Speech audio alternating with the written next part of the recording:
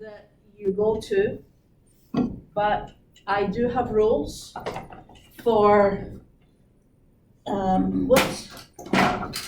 clinical, and that means short nails. If you have to wear if you have to wear polish, make them clear polish.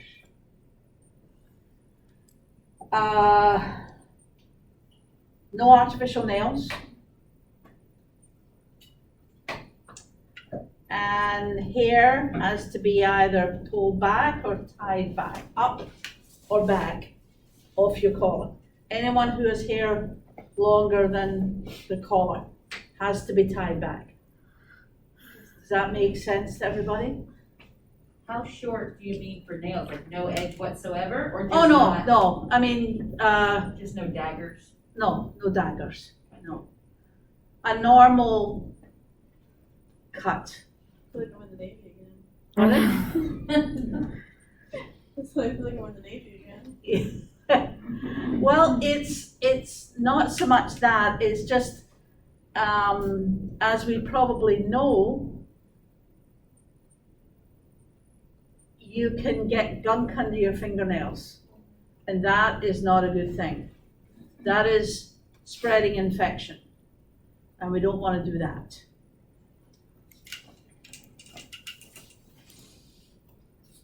And apart from the fact of that, is you can scratch your patient. And that's the last thing we want to do, is hurt your patient.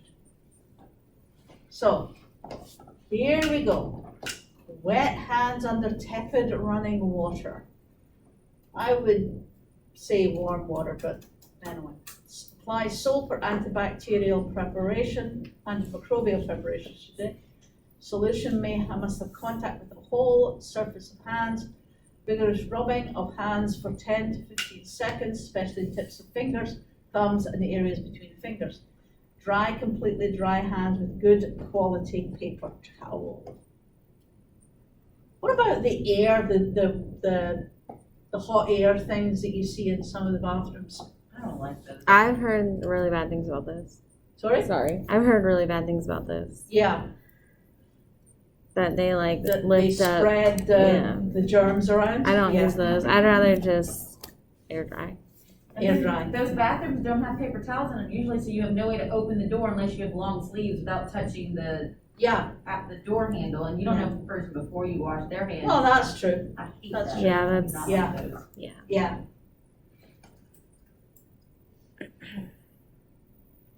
That's something that you should maybe think about, just putting some,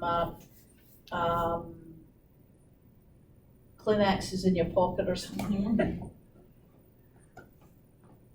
Okay, waterless hand rub. The gel. Apply a palmful of product in a cupped hand. Rub hands palm to palm, right hand over left hand. So basically as if you're washing your hands. Rub between thumb and forefinger. So basically you are washing your hands with the gel. And you should have a fair amount, and you should do it until your hands are dry. And I know this stuff doesn't quite work that way.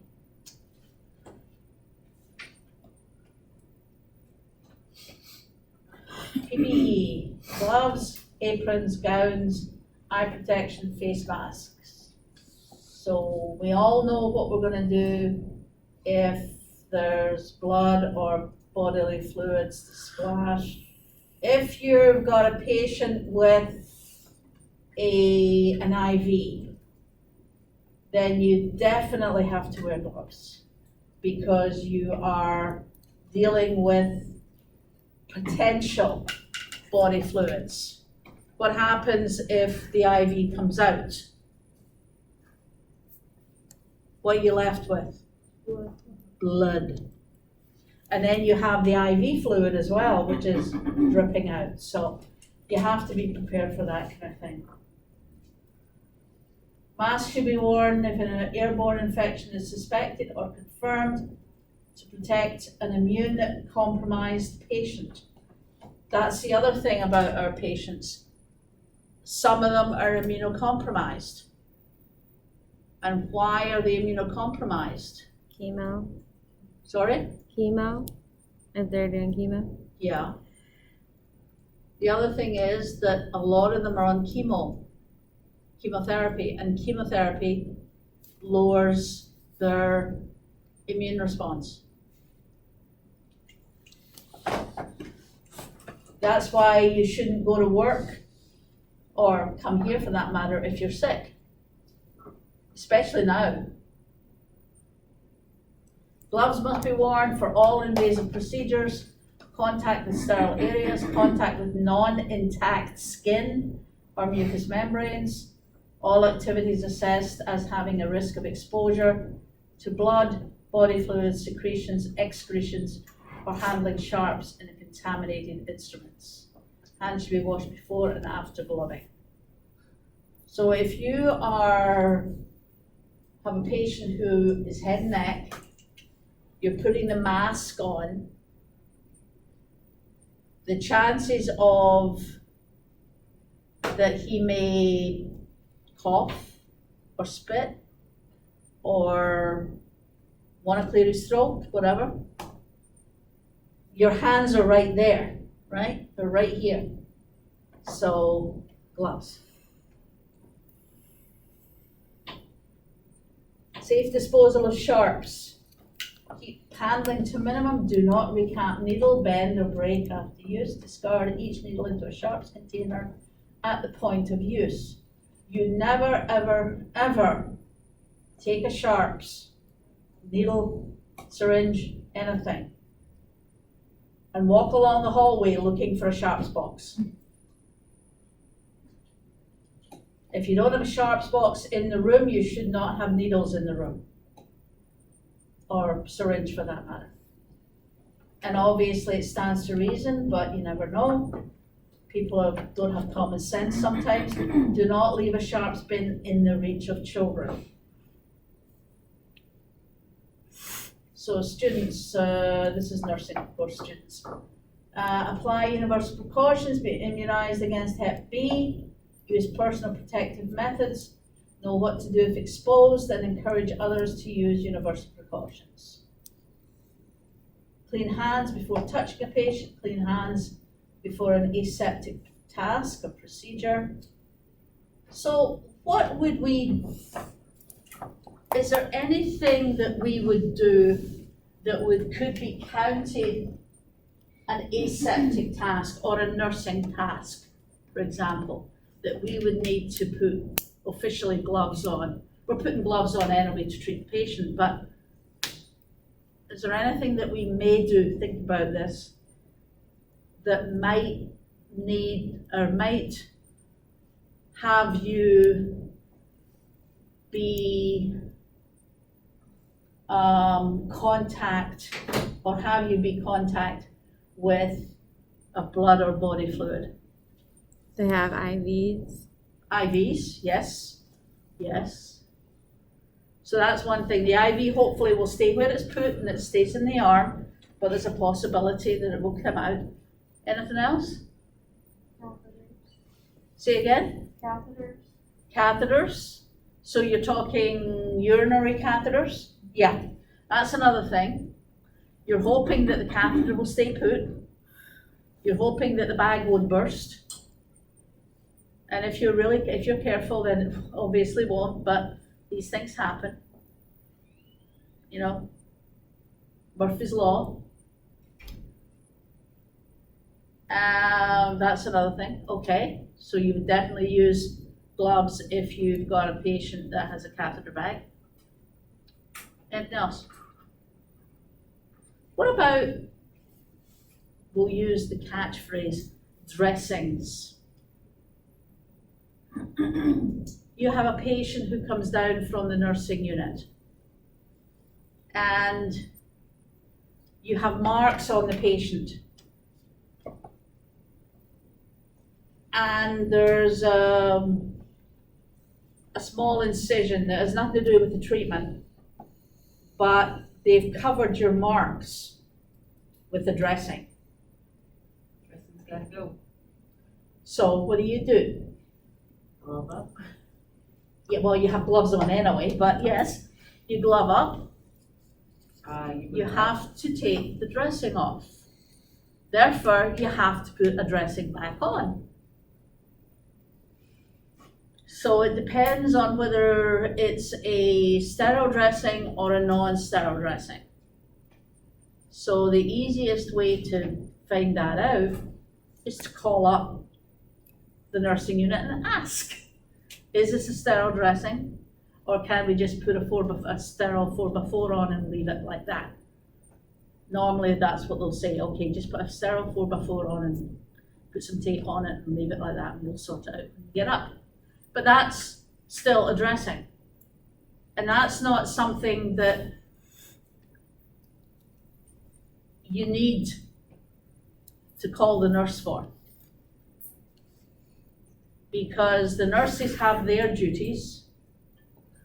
We intersect with their duties occasionally, like the basic dressings. Nobody's gonna ask you to do a sterile dressing or an abdominal packed dressing or anything like that. But taking off a dressing and putting a replacement on, yeah, you can do that. There's nothing to stop you doing that. Because you have to see the marks. The marks are underneath the dressing, you take the dressing off. It's easy. You get a sterile 4x4, you take it off, don't touch the side, don't touch the part that's going on the patient's skin, you put it on, you get a piece of paper tape, you put that on there, and you're good. Not so simple, not so difficult. The problem happens when you have unusual things that happen, like a patient who loses his colostomy bag, or things like that. They make an awful mess of the floor and the table. But these kind of things, you can call the nurse for help. But dressing changes, stuff like that, is part of your purview. You can do that. It's part of the job of the therapist. And it could be that you might eventually work in a rural community where they don't have nurses in the department. There are some departments that don't have nurses. So you have to do things on your own.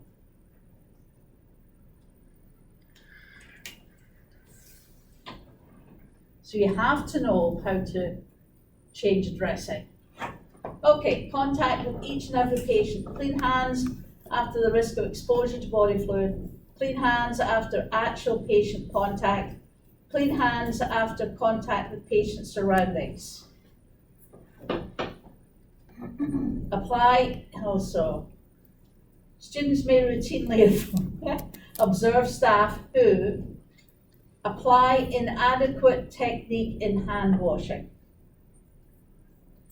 fail to wash their hands, routinely violate correct infection control procedures.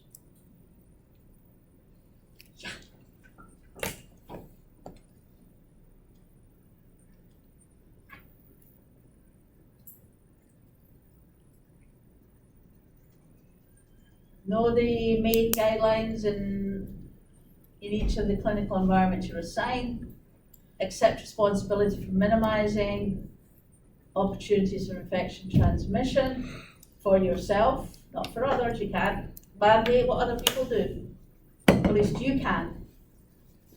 The hospital can. Let staff know if supplies are inadequate or depleted. Educate patients and families and visitors about clean hands and infection transmission. Ensure patients on precautions have same standard of care as others. Frequency of entering room. Monitoring vital signs. That's the one thing that we have to be careful of, is not making the patient who has got MRSA or C. diff or shingles feel different from everybody else. That's what my story about this young man that I treated many years ago was. He was being treated like a leper, basically. He was being treated, as he said, like something not human. That's not what we want to do. We want to make sure that everybody is treated in exactly the same way. So if we wear gloves for somebody, we wear gloves for everybody. Occasionally, if you have a patient who has, for example, got an infectious disease, then you may have to put a gown on. But you can't put a gown on for everybody. But you just tell the other people that, well, we have a special technique that we're using, so that's why it's different. You can get away with it for certain patients. We used to have to gown and mask for kids, some of the children. And the other people accepted it because it was for a child. We accepted it was different because it was for a child. Or they accept it was different if you come down with a patient and the patient has a mask on. So you have a mask on because the patient has a mask on. Other patients think, oh, that's okay because the patient has a mask on, so you have a mask on. That's great. Of course, this is all before COVID. I hate to keep saying that, but that's basically what it is.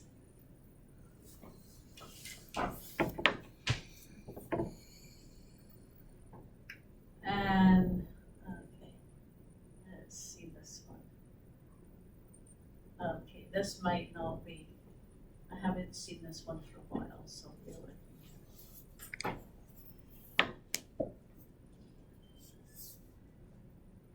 Oh yeah. So this is basically the stuff that happens that they shouldn't happen. So it says syringe mess, 8,500 more at risk. Every patient doc treated for 5 years should be tested, health officials say.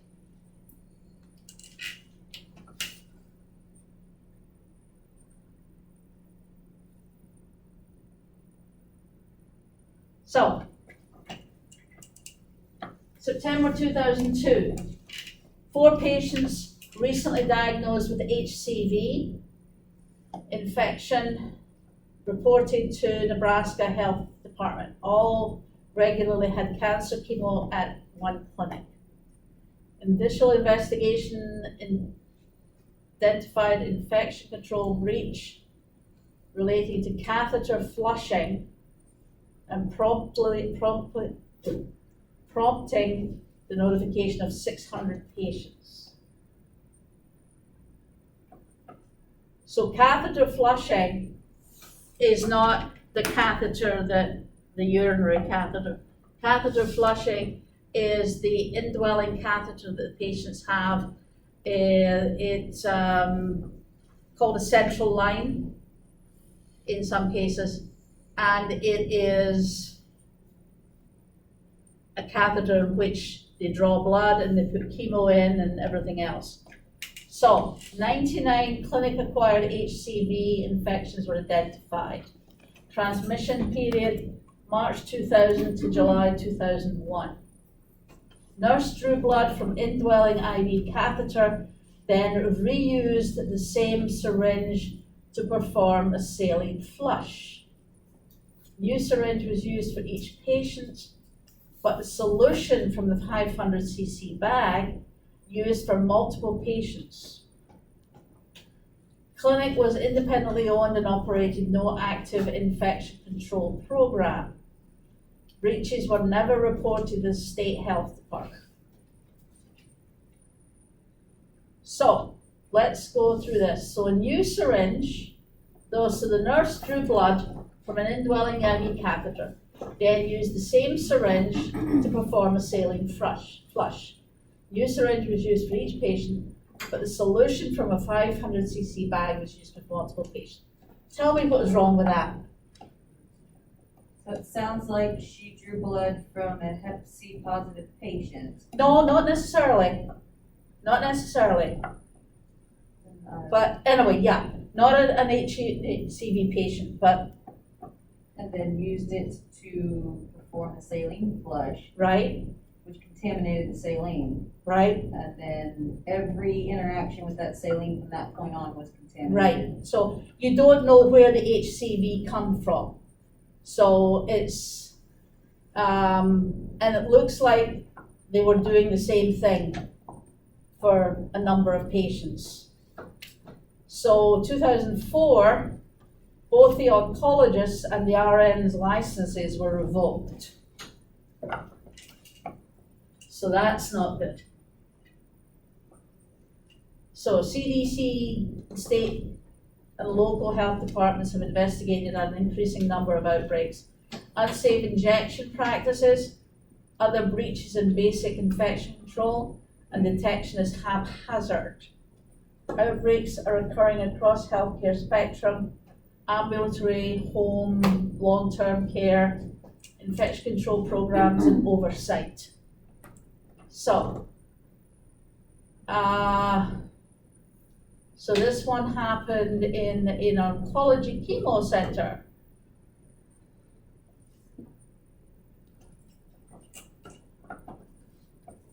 Nosocomial infection control is also essential in an outbreak.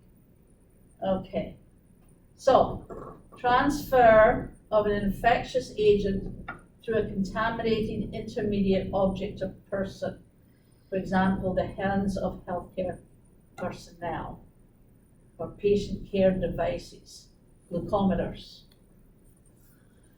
Instruments, endoscopes that are not adequately reprocessed, medications and injection equipment. So what are endoscopes? Cameras. Cameras? Yeah, a little more than that though. Did you put inside the body cavity? Yeah, that's right, yeah. I mean, there's cameras and then there's cameras, you know? So endoscopes basically are flexible tubes with cameras on the end and sometimes little scissor-like devices to take biopsies or pick up something or whatever it is. And they go into body cavities, shall we say. They can go in bronchoscopy, they can go in through the abdomen, they can go in anywhere. So are not adequately reprocessed.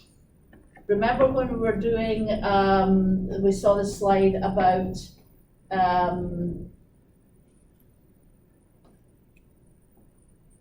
autoclaves, and we were saying that some of the endoscopes, they can't go through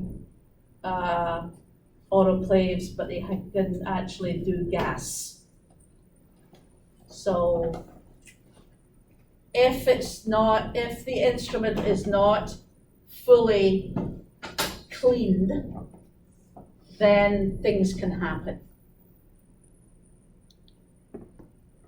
So you have a source, an infected person or a chronic infection, and it doesn't have to be HIV or HCV or HBV, it doesn't have to be anything like that. It can be MRSA or C. diff or staph or strep, it can be anything.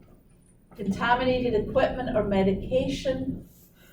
So if somebody hasn't cleaned the endoscope correctly, or somebody's reusing a needle or a syringe, they may change the syringe, they may change the needle but not the syringe. And then you have a susceptible non-immune patient.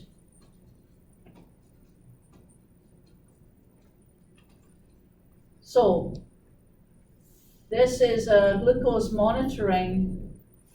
So they're taking, obviously, blood from this patient to check for glucose monitoring. So what happens if this gets contaminated and they use it on various patients?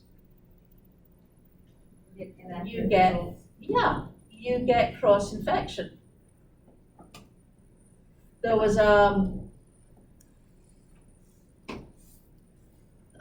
case about 5 years ago, and I hate to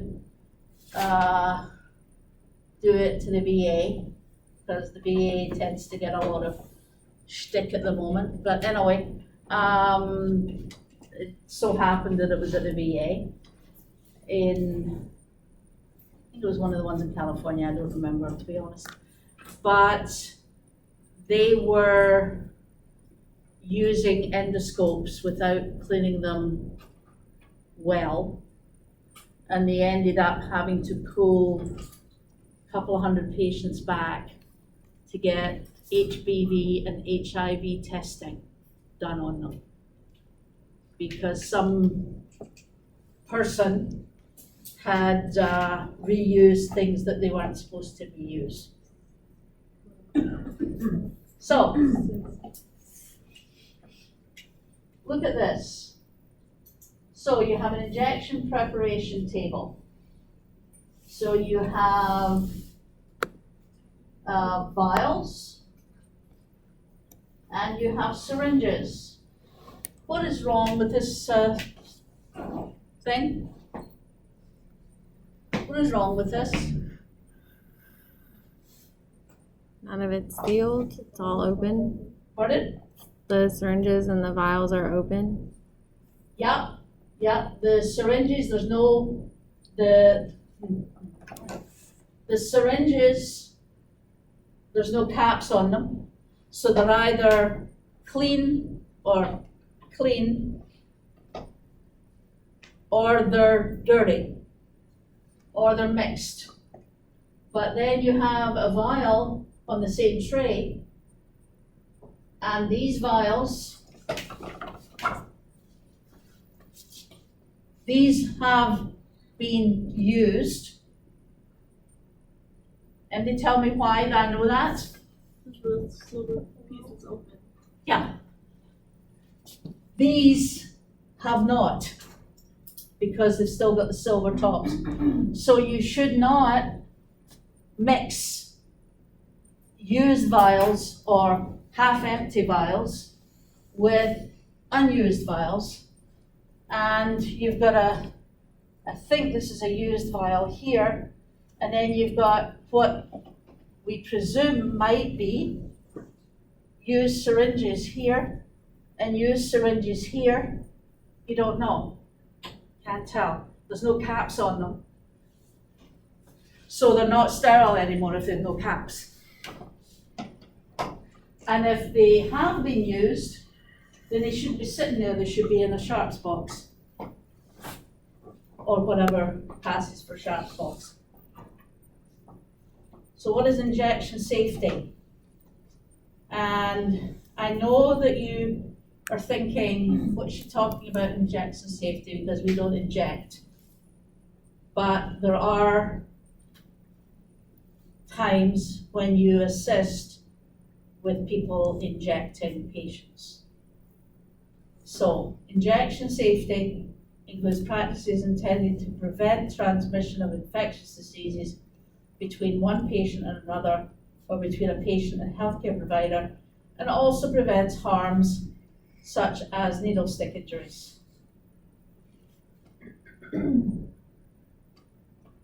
So, using the same syringe to administer medication to more than one patient, even if the needle was changed. So, we have a needle, and we have medication in the syringe. The needle goes on top, you inject your patient, you take the syringe out, the needle comes out, you remove the needle, which of course you should do, and put it in the sharps box, get another needle, put it on the syringe, and draw some more stuff up. And do it to another patient.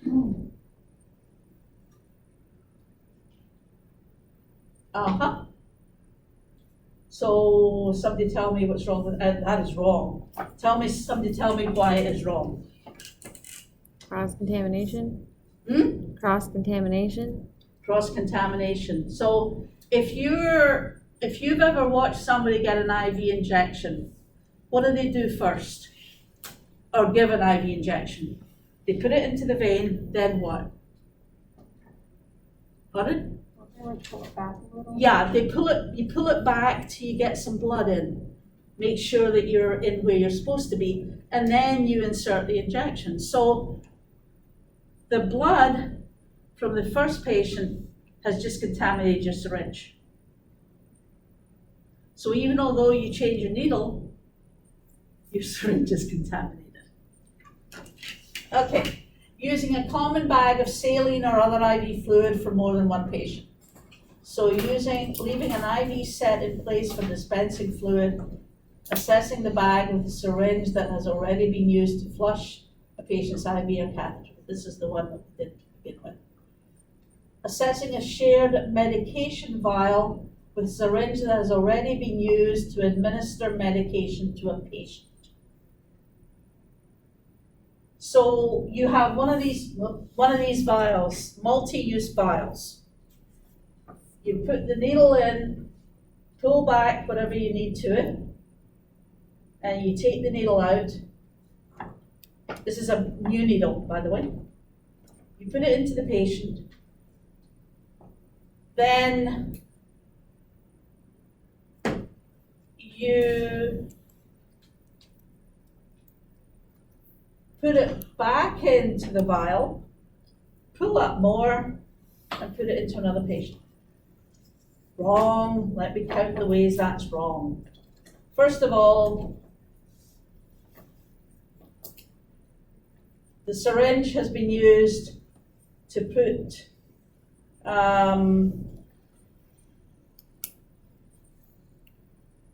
the meds into the patient, but to get it in the correct way, you have to pull back a little blood and then push it in. So the needle and the syringe have been contaminated. But all that, can we use a shared medication vial if we use separate syringes? So we've pulled up, let's put it this way, we've pulled up the medication. We've put it into the patient. We take that syringe and needle, put it in the sharps box, get a new syringe and needle. Can we put it back? Can we put a new syringe back into the vial, the multi-use vial? Is there anything we need to do before we do that? Clean the vial. With what? Alcohol. Yeah, that's exactly what we do. You get an alcohol swab or liquid alcohol on a sponge and you wipe it. And then you can reuse it. But everything has to be clean. And you have to have a new syringe and a new needle. So again, cross-contamination.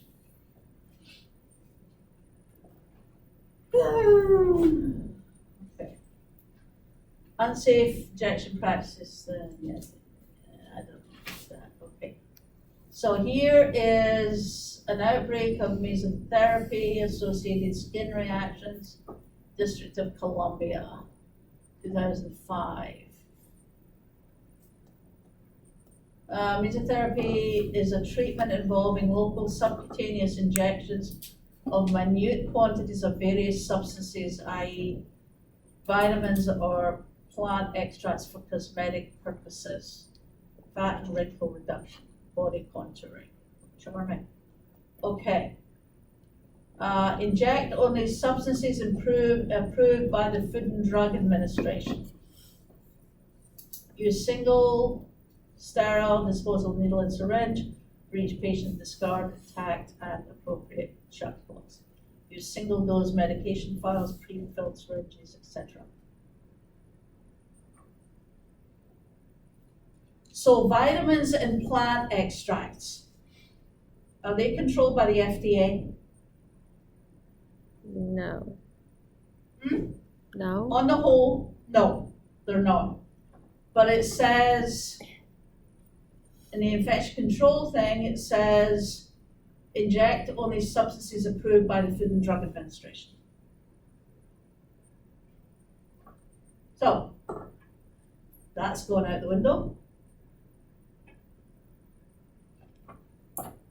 Nosocomial malaria. Ooh. An investigation of malaria in a US patient without recent travel established Plasmodium falciparum molecular genotype identified in 2 patients who shared a hospital room, can be transmitted in a hospital environment by patient to patient by blood inoculum if standard precautions are breached. So there you have malaria in a US patient. Does malaria happen in the US? Apparently it does. Pardon? Apparently it does. Well, let's put it this way. Not Does common. malaria happen normally No. in the US? No. No, it does not. If you go abroad, then yes, malaria does happen. And if you're going abroad, then you have to take preventative measures. You have to take a placebo or not a placebo, but a preventative. So, endoscopy clinic, New York City, 2001. 19 HCV vaccine infections likely due to contamination of multi-dose anesthetic vials. Oncology clinic in Nebraska, 2002. Pain remediation clinic in Oklahoma. Private medical practice, New York City, 2001. So, anesthesiologists, don't you love those headlines? Anesthesiologist contaminated vial of medication with dirty needle. Okay. 6 patients with acute hepatitis C all received patient treatment at a single pain clinic. Outpatient clinic affiliated with a hospital, but the anesthesia staff were contractors, 1 afternoon a week. Nurse anesthetist was reported for poor practice. First report not acted upon. Second report formal reprimand and change in practice, but the Department of Health was not notified. Nasty. So she filled a single syringe with sedation medication, good Lord, to treat up to 24 sequential patients administered through heparin locks. Anybody know what a heparin lock is? What is heparin? Anybody know? Blood thinner. A blood thinner. So the heparin lock is a type of syringe that is placed in the medication goes through the syringe with the heparin in it, and it helps to stop the clots if anything happens. So we'll look back investigation for entire 2-year time period of clinic operation.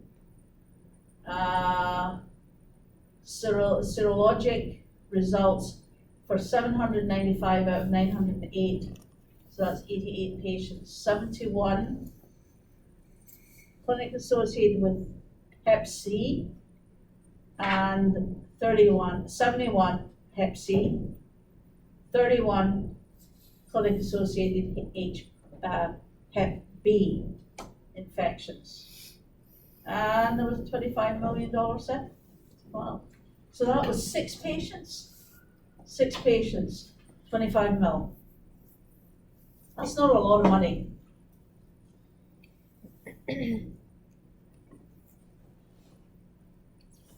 So,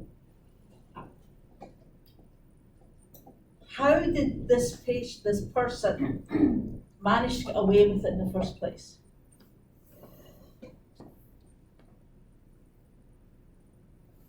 The first thing is that it is an outpatient clinic, which is actually affiliated with a hospital, so they should have known better. But the anesthesia staff were contractors.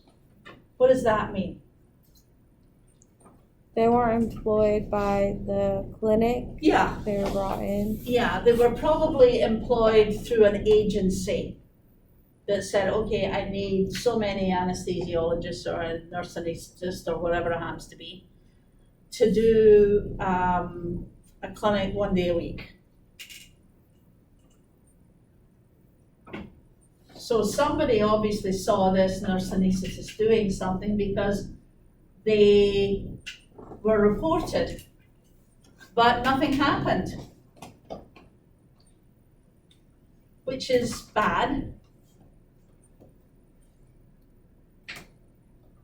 Something should have happened when they were first reported, and then the second report, a formal reprimand. But the Department of Health was not notified. Not only should the Department of Health have been notified, but the nursing agencies should have been notified as well, or the nurse licensing agency should be notified.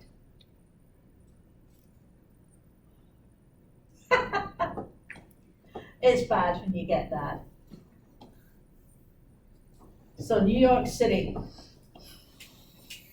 2 patients aged 75, aged older than 75 years, developed acute hepatitis B.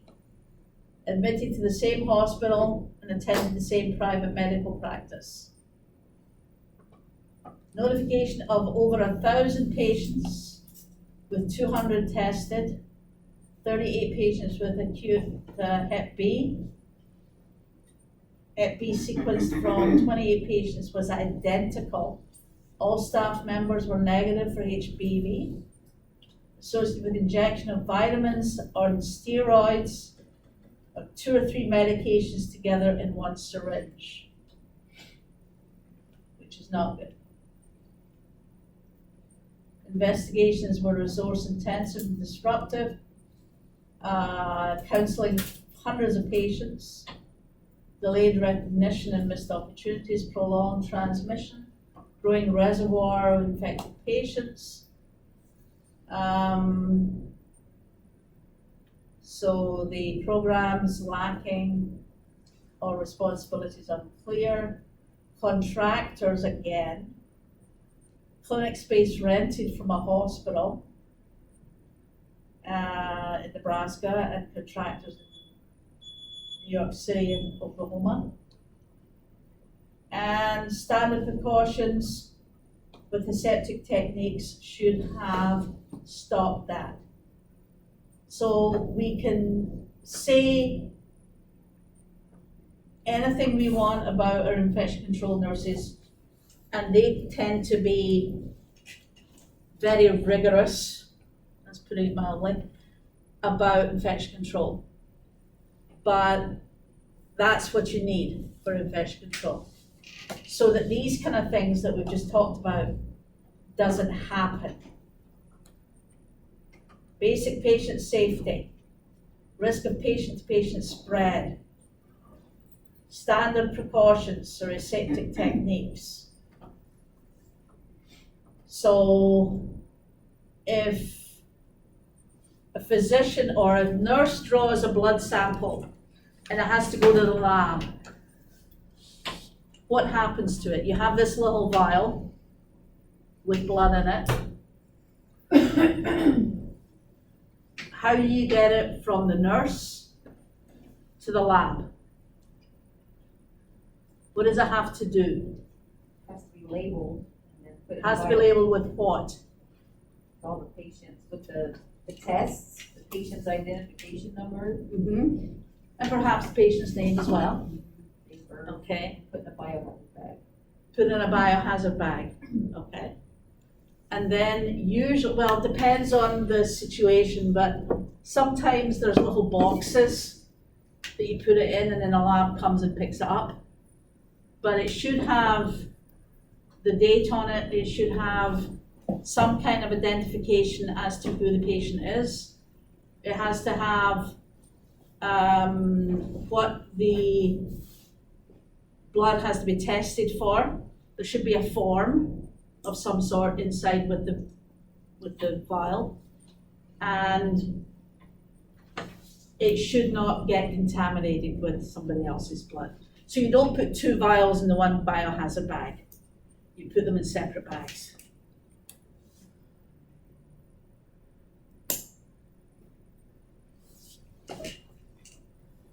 Okay. Transition of healthcare delivery from primary acute care hospital to other settings, home care, ambulatory care, etc.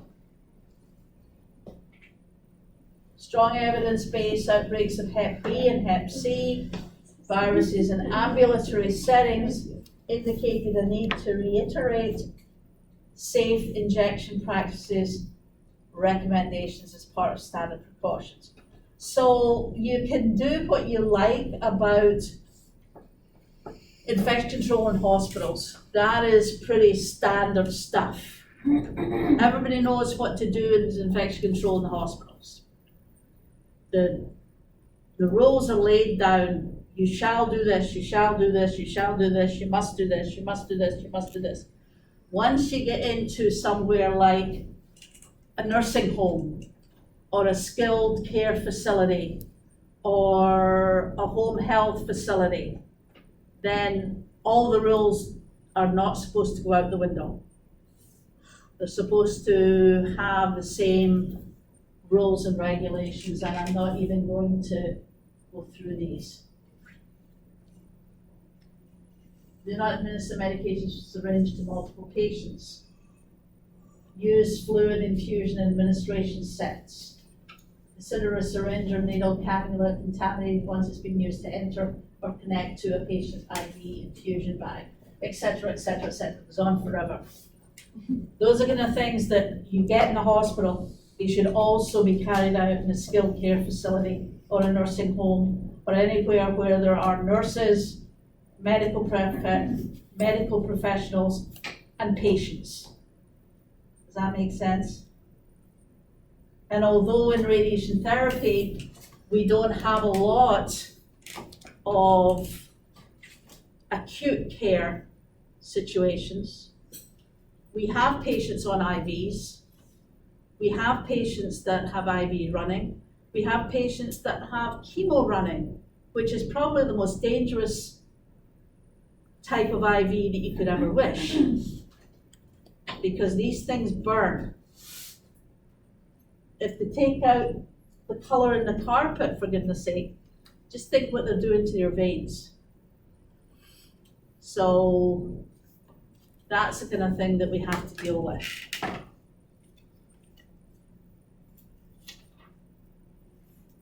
I think you've probably had enough of infection control by now.